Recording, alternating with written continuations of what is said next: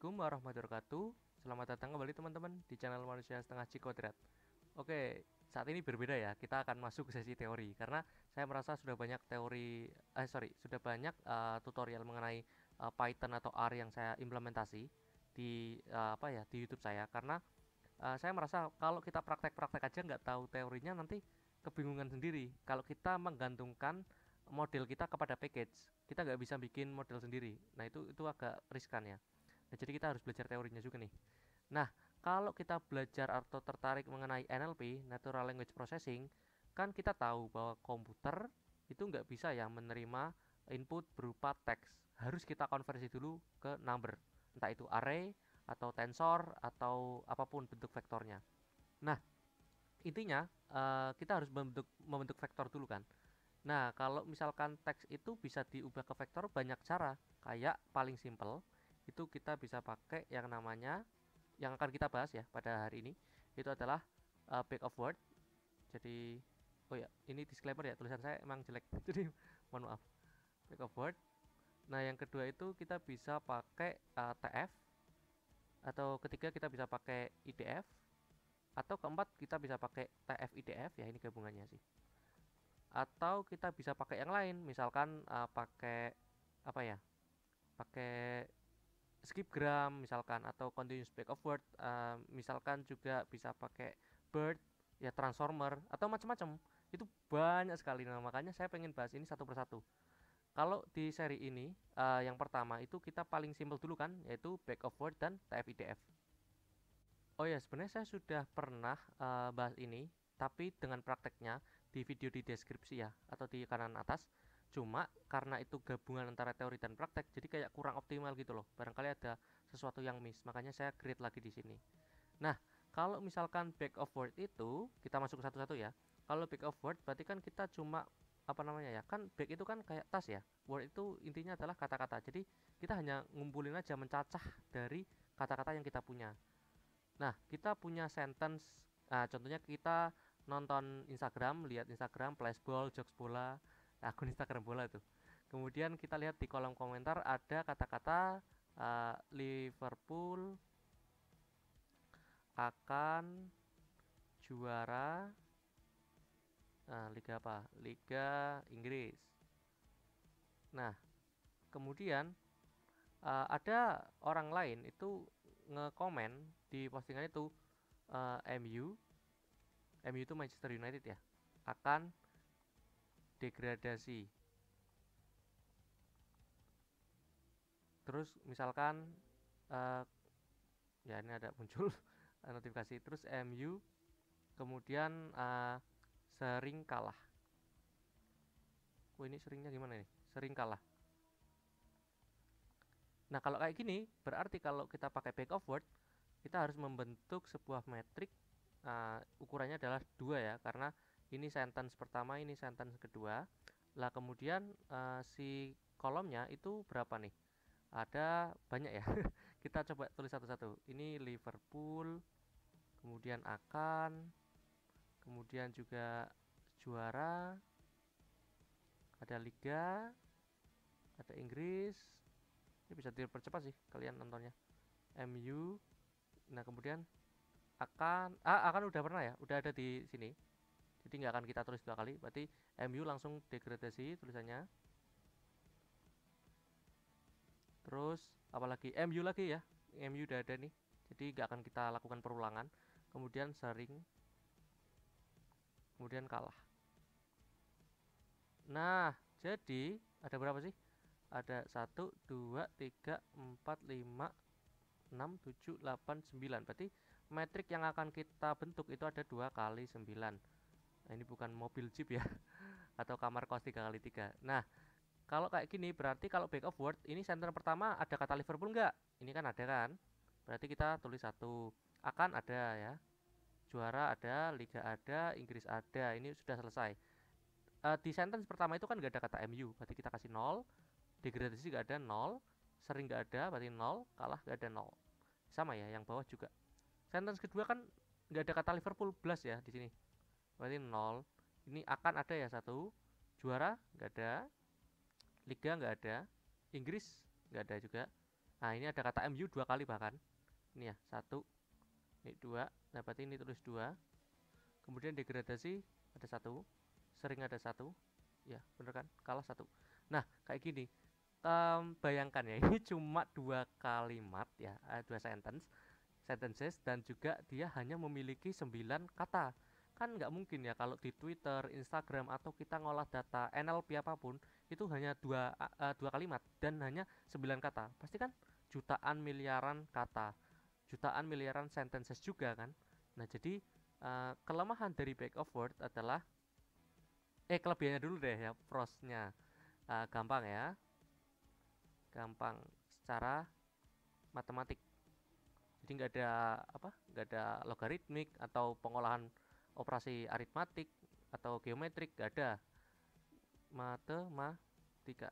Jadi apa ya, dia hanya mencacah gitu toh, ngitung dicacah aja 1 2 3 ada nggak kayak gitu doang.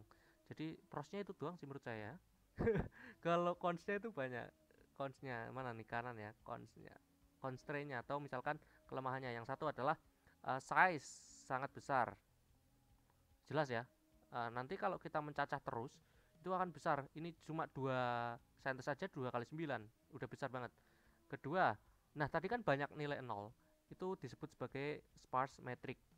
Nah, akibatnya apa? Itu bisa mengakibatkan metric singular, kemudian kalau di running programnya jadi error atau akurasinya sangat jelek karena kebanyakan nilai 0. Kalau di regresi itu juga ada namanya zero inflated. Nah, itu banyak sekali lah masalah kalau kalian punya metrik 0. Banyak sekali masalahnya. Nah, kemudian yang ketiga itu bisa ini juga ya, apa namanya? Tidak fleksibel ya. Kenapa? Karena ini apa namanya?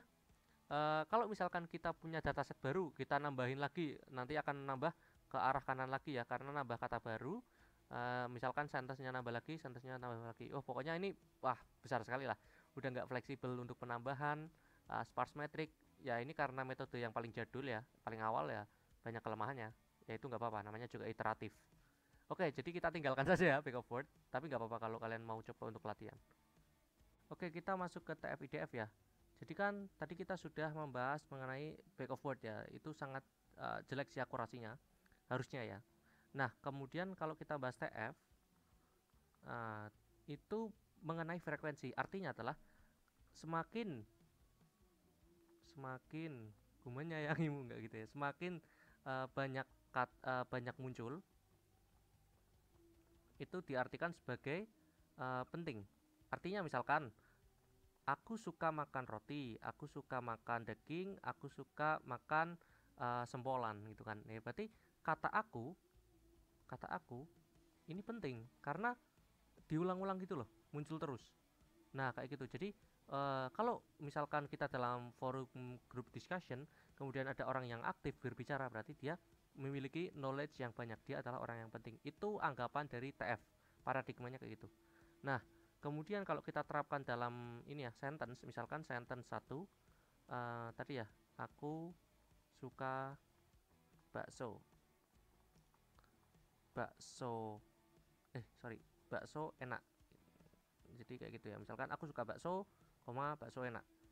Kemudian sentence kedua misalkan ini kok huruf besar ya, tidak sesuai EYD.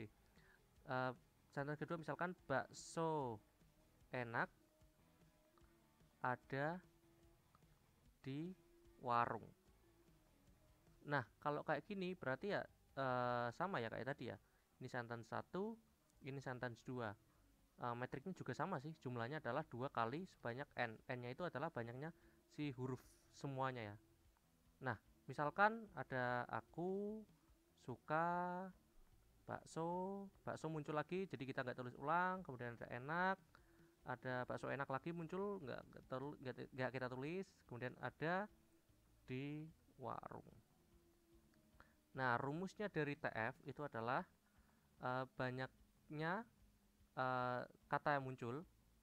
Ini F ya, frekuensi dari word. Nah, kemudian dibagi dengan panjang, misalkan apa ya panjang itu ya, misalkan n besar ya, dari sentence. Nah, contoh ini kan ada kata aku. Nah, aku itu cuma muncul sekali kan di sentence yang pertama, berarti pembilangnya adalah 1. Kalau penyebutnya panjang dari sentence itu, Ini kan aku suka bakso 3 kata, bakso enak 2 kata, berarti ada 5 kata. Jadi ininya 1/5. Nah, berarti ini 1/5. Nah, suka dia cuma muncul sekali ya dalam sentence ini, berarti sama ya, 1/5. Bakso muncul 2 kali dari 5 kata, dari ya 5 kata itu. Jadi 2/5, enak itu cuma sekali, ada kosong, kosong, kosong. Sama yang satu, ini bakso muncul sekali. Aku dulu, aku nggak muncul di sentence kedua. Suka nggak ada ya. Bakso muncul sekali. 1, 2, 3, 4, 5. Kebetulan 5 ya hurufnya, sorry katanya. Kalau ininya 4 ya berarti per 4 nanti. Kebetulan ini 5. Jadi ini 1/5. Kalau enak sendiri 1/5. Ada 1/5, oh ini 1/5 semua sih. Ini gampang. Nah, kayak gitu. Jadi bedanya dengan si back of word ya apa? Ya sebenarnya sama ya. Ini jumlahnya 2 kali n. Size metriknya gede ya. Cuma dia lebih informatif lah, dan juga tidak besar-besar jaraknya. Kalau kita tahu kan tadi misalkan ada yang dicacah ya, ada muncul yang sekali, ada yang muncul misalkan kata itu, aku itu sering muncul kata-kata aku. Nah, jadi misalkan muncul 10 kali. Ini kan jaraknya 1/10 itu besar ya, ada 9 ya jaraknya ya. Nah, sekarang kan pecahan, jadi lebih ringan lah secara komputasional, secara jarak juga, dan lebih informatif. Sama-sama kalau misalkan back of word 10 ya, berarti ini kata penting muncul banyak. Nah, kan kita juga bisa cater itu. Ini lebih muncul banyak bakso. Berarti apa yang kita bahas mengenai bakso, dia kata yang penting. Nah, lebih informatif dengan lebih light. Itu sih. Itu kelebihannya TF. Tapi kekurangannya adalah kan nggak mesti ya. Kata yang sering muncul itu adalah pembahasan yang penting. Nah, contohnya misalkan aku suka bakso, aku suka martabak, aku suka jus. Padahal kan yang dibahas adalah makanan dan minuman ya. Intinya kan itu, bukan akunya. Jadi yang kita bahas sebenarnya adalah si makanan dan minumannya. Nah, makanya ini adalah kelemahan dari TF. Nah, makanya akan digabung dengan IDF. Kita lihat IDF dulu. Oke, selanjutnya kita akan bahas IDF ya. Ini ke berapa sih? Ketiga ya. Nah, sentence-nya harusnya sama ya, karena kita akan gabungin nanti. Aku suka bakso, kemudian bakso enak. Ya, bakso enak ya, kalau nggak enak nggak suka. Kemudian bakso enak ada di warung. Nah, kita tadi udah menghitung TF-nya ya. Nah, kalau IDF-nya berarti itu rumusnya adalah IDF untuk ke ini ya, word ke T atau W, misalkan word ya. Itu adalah log dari kemunculan dari dokumen dibagi dengan kemunculan dokumen yang mengandung W atau T tadi, word tadi. Contoh, ini kan kata-kata aku, sorry ke bawah aja ya, ke bawah. Ini misalkan aku, IDF-nya itu berapa? IDF-nya aku itu adalah jumlah dokumennya total ada 2 ya, kita kecil-kecil aja. Nah, number dokumen yang ada akunya itu berapa? Cuma 1 ya, yang di sentence pertama. Di sentence kedua nggak ada kata aku. Berarti 2/1. Berarti ini log ya, sorry. Ini log 2/1. Berarti log 2. Nah, kemudian misalkan suka. Kalau suka itu IDF-nya berapa nih? Berarti log 1 juga ya. Ini ada 2 dokumen dan hanya di sentence pertama, berarti log 2.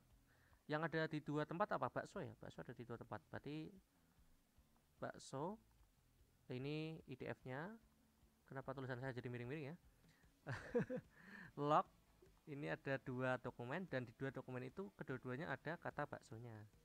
Jadi log 1. Nah, jadi artinya adalah semakin banyak muncul di banyak kata itu muncul di banyak dokumen itu, maka semakin nggak penting bagi dia. Jadi kebalikannya tadi ya. Nah, contohnya apa? Misalkan ini lognya lebih besar kan. Nah, kebetulan log 2 itu susah. Misalkan log 10 sama log 1 itu kan gedean gedean ini ya, gedean log 10, karena kalau ini misalnya basisnya 10, itu berarti kan 10, ini kan berarti 10 pangkat 1 sama dengan 10. Berarti ini nilainya adalah 10 log 10 itu berarti 1. ya kan. Nah, kalau misalkan 10 ini 10 log 1 itu berarti kan hasilnya 0. Kenapa? Karena 10 pangkat 0 hasilnya 1. Jadi ini ya, 10 pangkat 0 hasilnya 1. Kayak gitu. Nah, kalau ini kan 10 pangkat 1 hasilnya 10. Jadi intinya adalah kalau nilai dalam kurungnya ini lebih besar, nah berarti dia dianggap lebih penting. Artinya apa? Aku dan Suka kan hanya muncul sedikit ya. Sedangkan bakso muncul banyak ya, di semua tempat, di semua sentence. Nah, di kedua sentence tersebut. Jadi semakin banyak muncul sebenarnya dia akan nggak ini ya, nggak impactful. Nah, artinya adalah ketika TF IDF itu hanya perkalian sebenarnya sih. Hanya perkalian dari si TF dikalikan dengan IDF. Nah, artinya semakin banyak kata itu muncul, maka semakin penting. Dikalikan dengan semakin banyak kata itu muncul, kata itu akan tidak penting. Nah, kayak gitu. Jadi biar balance. Oke, sekarang kita tinggal gabungin aja sih. Ini berarti keempat adalah TF IDF. Nah, misalkan sentence 1 kita ulang-ulang terus ya, biar apa ya? Aku suka bakso, kemudian bakso enak. Iya, enak, kenapa kepanjangan tadi? Kemudian bakso enak ada di warung. Kita cepetin aja ya. Misalkan berarti TF-nya itu berarti sentence 1, ini sentence 2. Kita kayak gini, aku ini ya. Ini aku 1/5. Kemudian ini ada suka, berarti 1/5. Bakso ini 2/5. Enak 1/5. Ini 1/5 1/5 ya karena tadi ya jumlah frekuensi aja. Nah, ini lagi bakso lagi muncul lagi, berarti enggak enak udah enggak muncul lagi. Kemudian ada ini 0 karena di sentence pertama kosong, di 0 warung 0. Oke, ini warung jadi tulisan kayak gini. Nah, kemudian aku nggak ada, suka nggak ada, bakso oh ini 1/5 doang ya. Kemudian enak 1/5, ini 1/5 semua sih. Nah, kemudian kan kita tahu ya bahwa kalau aku itu kan log 2 tadi, si ininya TF-nya log 2. Kemudian suka juga muncul sekali, berarti log 2. Kemudian bakso itu adalah log 1 ya, ya kan. Kemudian enak itu berarti log 2. Ya tinggal dikalikan aja ya sebenarnya. Jadi TF IDF untuk sentence pertama adalah ini 1/5, ini 1/5 kali log 2. Saya nggak bisa ngitung nih berapa nih log 2 itu. Saya coba kalkulator bener ya atau nggak usah? Ya udah, pokoknya intinya adalah 1/5 dari log 2 itu kan. Nah, ini adalah vektor ya anggota vektor yang pertama. Kemudian sama ya, 1/5 kali log 2. Kemudian 2/5 ini 2/5 ini kan bakso 2/5 kali log 1. Log 1 itu berapa tadi? 0 ya, kali 0, kebetulan gampang sih. Kemudian dikalikan dengan 1/5 ini lagi kanannya, kalikan dengan log 2 lagi ya. Ya enak kan log 2. Kemudian ada ini pasti 0 ya, 0 kali berapapun kan 0. Terus ini 0 kayak gitu. Saya jadi penasaran log 2 berapa. Oke, jadi log 2 itu adalah 0,3. Berarti kita angkat ke sini aja ya. Berarti nilainya 0,3 0, oh sorry kan dibagi ini juga ya, bagi 5 ya. Bagi 5 berarti 0,06. Berarti ini 0,06, ini 0,06, ini 2, ini kali 0 ya, berarti 0. Ini 1/5 kali log 2 sama ya 0,06. Lalu 0 0 0. Nah, jadi kayak gini. Nah, inilah vektor kita ya. Vektor TF-IDF kita untuk sentence yang pertama. Nanti sentence kedua dihitung sama kayak gitu dan seterusnya. Lalu apa ya? Ya ini lumayan bagus sih daripada kita ngitung kayak back of word, angkanya bisa membludak dari 0 sampai infinite kan. Nah, sedangkan ini cuma terbatas ya pecahan-pecahan aja. Jadi lebih representatif dan dia nggak cuma kayak back of word. Kalau back of word kita hanya mempertimbangkan kata mana yang paling sering muncul. Kalau dengan adanya TF-IDF karena pengaruh dari si IDF-nya, jadi kita bisa mereduksi kata-kata yang sering muncul itu sebagai yang penting. Jadi nggak selamanya muncul terus itu menjadi penting kayak gitu sih. Oke, itu dua paling dasar dulu ya. Nanti kita akan jumping ke materi-materi yang lebih advance mungkin untuk vektorisasi. Thank you semuanya. Yo, see you next time. Bye bye. Assalamualaikum warahmatullahi wabarakatuh.